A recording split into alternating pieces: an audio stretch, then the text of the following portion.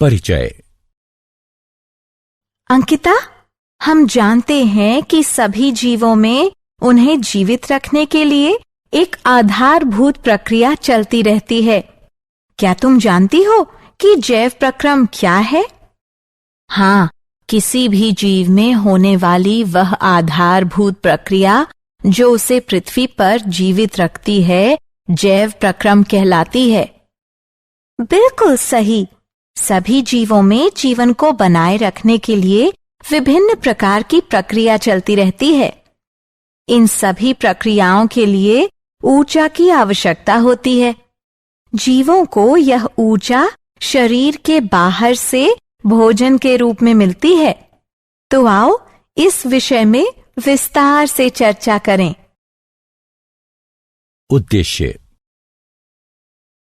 इस पाठ के अंत में आप निम्न करने में सक्षम हो जाएंगे: जैव प्रक्रम का वर्णन करना, जैव प्रक्रमों के प्रकारों को पहचानना, पोषण को समझना, विषमपोषी पोषण को समझना, विषमपोषी पोषण के प्रकारों की पहचान करना, विषमपोषी पोषण के प्रकारों को समझना, पौधों में पोषण को समझना, प्रकाश संश्लेषण की प्रक्रिया को समझना, पौधे जल और कार्बन डाइऑक्साइड कहां से प्राप्त करते हैं इस बात का पता लगाना, प्रकाश संश्लेषण के महत्व को समझना।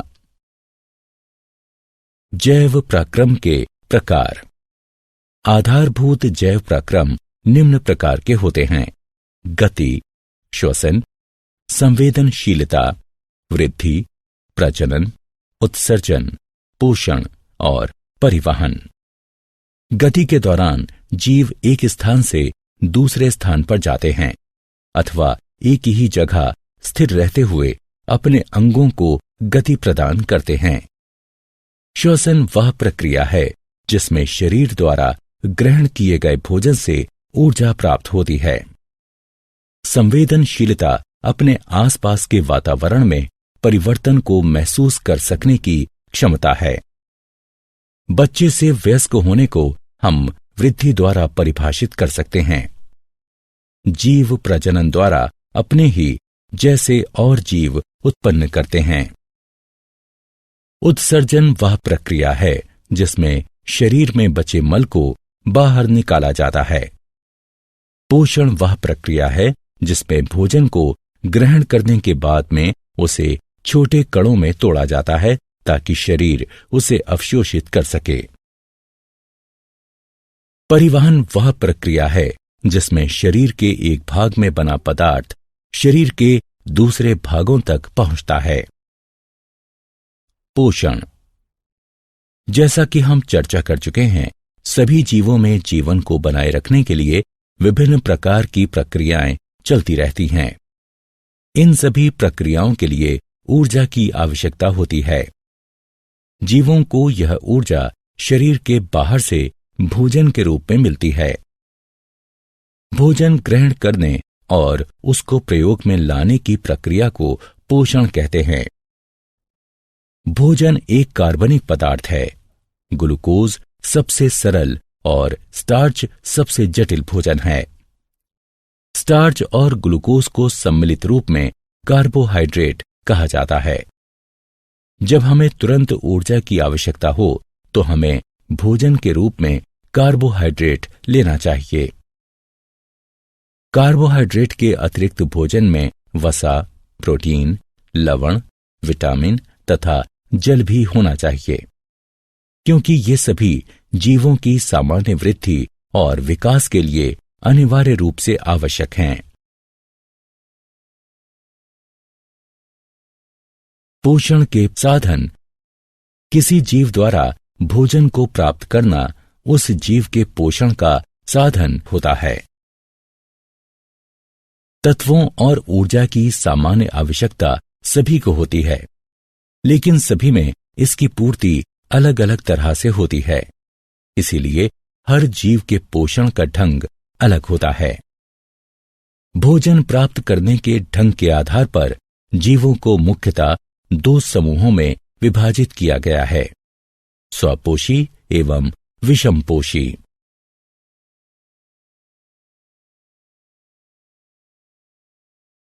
स्वपोषी पोषण। स्व का अर्थ स्वयं और पोषी का अर्थ पोषण है, अर्थात स्वपोषी का अर्थ है अपना पोषण स्वयं करना। स्वपोषी पोषण पोषण का वह प्रकार है जिसमें जीव अपने आसपास के वातावरण में उपस्थित अकार्बनिक पदार्थों जैसे कार्बन डाइऑक्साइड और जल से अपने भोजन का निर्माण स्वयं करता है। हरे पौधे स्वपोषी होते हैं। स्वपोषी साइनोबैक्टीरिया भी इसी प्रकार अपना पोषण करते हैं। इसलिए हम कह सकते हैं कि वे जीव जो कार्बन डाइऑक्साइड और जल से अपना भोजन स्वयं बनाते हैं स्वपोषी कहलाते हैं। स्वपोषी जीवों में हरे रंग का रंजक क्लोरोफिल पाया जाता है जो सौर ऊर्जा को अवशोषित करता है। स्वपोषी जीव अवशोषित सौर ऊर्जा का उपयोग प्रकाश संश्लेषण द्वारा कार्बन डाइऑक्साइड और जल से ग्लूकोज बनाने में करते हैं। प्रकाश संश्लेषण प्रक्रिया का समीकरण ये है। विषमपोषी पोषण। विषम का अर्थ अन्य और पोषी का अर्थ पोषण है, अतः इसका अर्थ है अन्य स्रोतों से अपना पोषण करना। विषमपोषी पोषण पोषण का वह प्रकार है जिसमें जीव अपने आसपास के वातावरण में उपस्थित अकार्बनिक पदार्थों जैसे कार्बन डाइऑक्साइड और जल से अपने भोजन का निर्माण नहीं कर सकता और अपने अपने भोजन के लिए दूसरे जीवों पर निर्भर रहता है। अधिकतर जीवाणुओं, कवक और पशुओं में इसी प्रकार का पोषण होता है। वे जीव जो अकार्बनिक पदार्थों जैसे कार्बन डाइऑक्साइड और जल से अपना भोजन स्वयं नहीं बना सकते तथा भोजन के लिए दूसरे जीवों पर निर्भर रहते हैं, विषमपोषी कहलाते हैं। विषमपोषी वह उपभोक्ता है जो अपने भोजन के लिए दूसरे जीवों पर निर्भर रहता है। विषमपोषी अपने भोजन के लिए स्वपोषी जीवों और दूसरे विषमपोषी जीवों पर निर्भर रहता है। विषमपोषी पोषण के प्रकार। विषमपोषी निम्न 3 प्रकार से अपना भोजन प्राप्त करते हैं: मृतजीवी, परजीव, होलोजोइक। मृत का अर्थ नष्ट हो चुका और जीवी का अर्थ आश्रित है, अर्थात ये वो पोषण है जिसमें जीव पोषण के लिए नष्ट हो चुके कार्बनिक पदार्थों जैसे सड़ा हुआ पौधा अथवा मृत पशु पर आश्रित रहता है। जैसे कवक तथा बहुत से जीवाणु मृतजीवी होते हैं। पर का अर्थ दूसरों पर और जीवी का अर्थ आश्रित है। परजीवी वह जीव होता है जो वृद्धि, भोजन और आश्रय के लिए किसी दूसरे जीव पर निर्भर रहता है, लेकिन अपने पोषक की उत्तरजीविता में कोई सहायता नहीं करता, जैसे प्लाज्मोडियम, कुस्कुटा, फीता कृमि इत्यादि।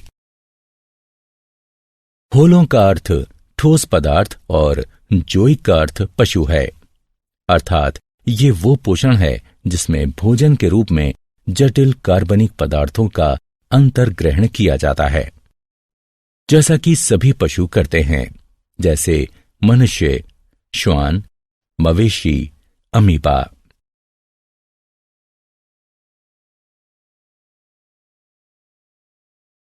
पौधों में पोषण। हम पहले ही चर्चा कर चुके हैं कि हरे पौधे स्वपोषी होते हैं और प्रकाश संश्लेषण द्वारा अपने भोजन का निर्माण करते हैं।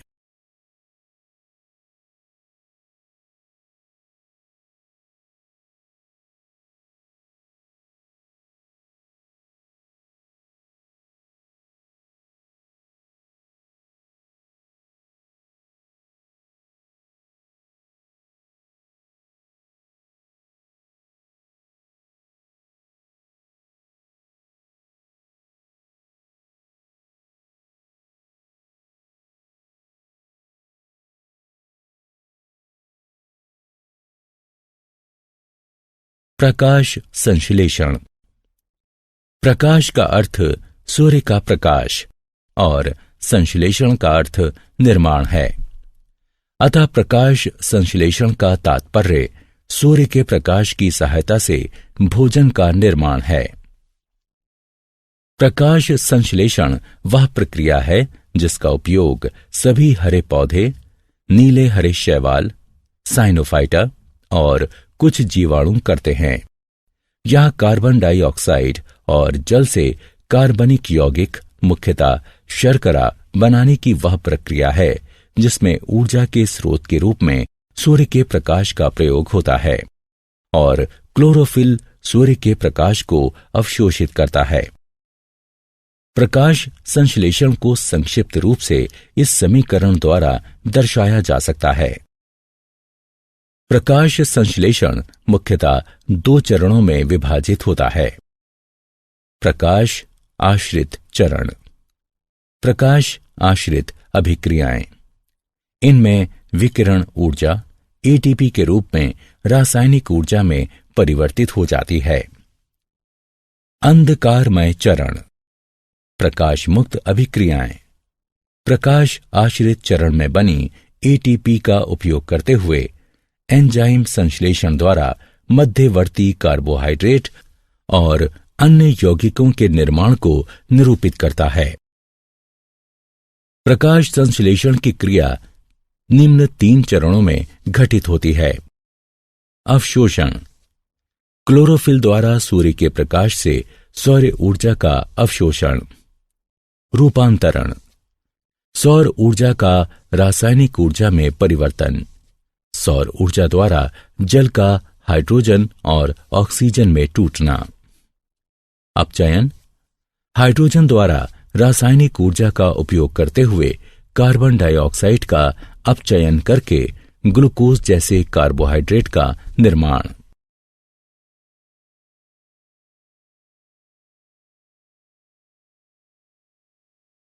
कार्बन डाइऑक्साइड का अंतर्ग्रहण। कार्बन डाइऑक्साइड वायु स्टार्चन में ही उपस्थित है। हरे पौधे पत्तियों की सतह पर उपस्थित सूक्ष्म छिद्रों की सहायता से वायु से कार्बन डाइऑक्साइड लेते हैं। ये सूक्ष्म छिद्र रंध्र कहलाते हैं। कार्बन डाइऑक्साइड रंध्रों के द्वारा पत्तियों में प्रवेश करती है। प्रत्येक रंध्रीय छिद्र एक जोड़ी द्वार कोशिकाओं से घिरा होता है। ये द्वार कोशिकाएं रंध्रों के खुलने और बंद होने को नियंत्रित करती हैं। द्वार कोशिकाओं में जब जल प्रवेश करता है तो वो फूलकर वक्र हो जाती हैं, जिस कारण रंध्र खुल जाते हैं। दूसरी ओर जल जब द्वार कोशिकाओं से बाहर निकलता है तो वो सिकुड़कर सीधी हो जाती हैं और रंध्र बंद हो जाते हैं। जैसे ही रंध्र खुलते हैं, वायुमंडलीय कार्बन डाइऑक्साइड उनमें प्रवेश करने लगती है।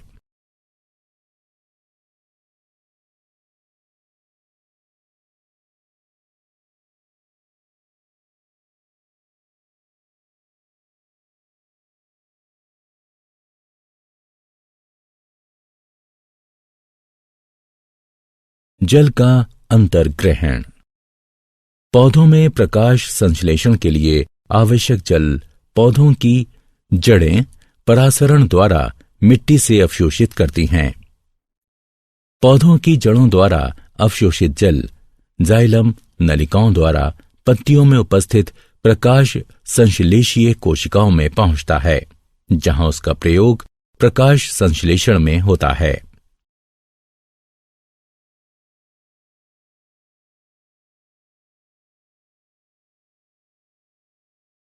प्रकाश संश्लेषण का महत्व।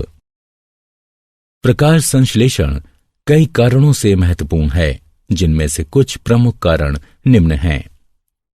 हरे पौधे प्रकाश संश्लेषण की सहायता से कच्चे माल के रूप में मात्र कार्बन डाइऑक्साइड और जल का उपयोग करके भोजन का निर्माण करते हैं, इसलिए ये पृथ्वी पर जीवन बनाए रखते हैं। प्रकाश संश्लेषण की प्रक्रिया में ऑक्सीजन का उत्सर्जन होता है, जो पशुओं और मनुष्यों के लिए आवश्यक है। जीवाणुओं को भी श्वसन के लिए इसकी आवश्यकता पड़ती है। ईंधन के जलने में ऑक्सीजन की आवश्यकता पड़ती है। जीवाश्म ईंधन जैसे कोयला, तेल और प्राकृतिक गैस, ये सभी संरक्षित सौर ऊर्जा हैं जो करोड़ों वर्ष पहले प्रकाश संश्लेषण द्वारा बनाए गए थे।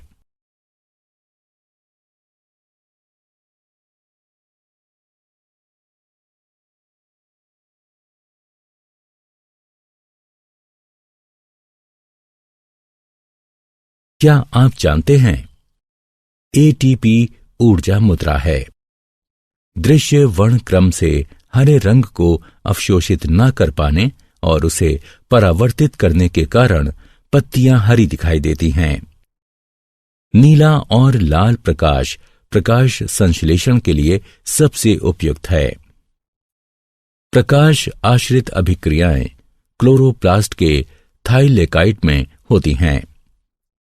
कार्बन डाइऑक्साइड का यौगिकीकरण क्लोरोप्लास्ट के ग्राना में होता है। प्रकाश ऊर्जा की छोटी छोटी थैलियों, जिन्हें फोटॉन कहते हैं, इसके रूप में उत्सर्जित होता है। जल का टूटना प्रकाश अपघटन कहलाता है।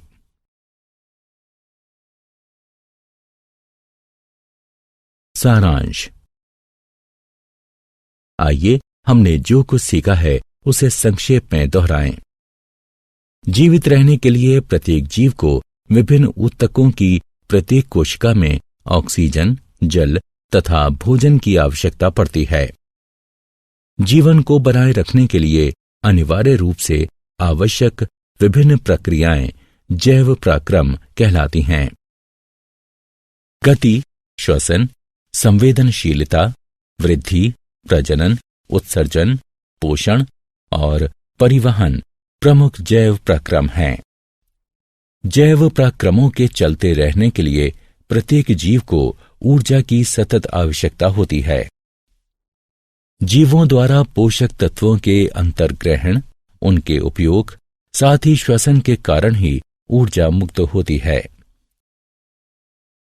पोषण के प्रकार के आधार पर जीवों को स्वापोषी और विषमपोषी इन दो समूहों में बांटा जा सकता है। स्वपोषी पोषण में जीव बाह्य ऊर्जा स्रोत जैसे सौर ऊर्जा का प्रयोग करते हुए सरल अकार्बनिक पदार्थों से उच्च ऊर्जा युक्त जटिल कार्बनिक पदार्थ बनाते हैं। विषमपोषी पोषण में जीव दूसरे जीवों द्वारा निर्मित जटिल पदार्थ का अंतर्ग्रहण करता है।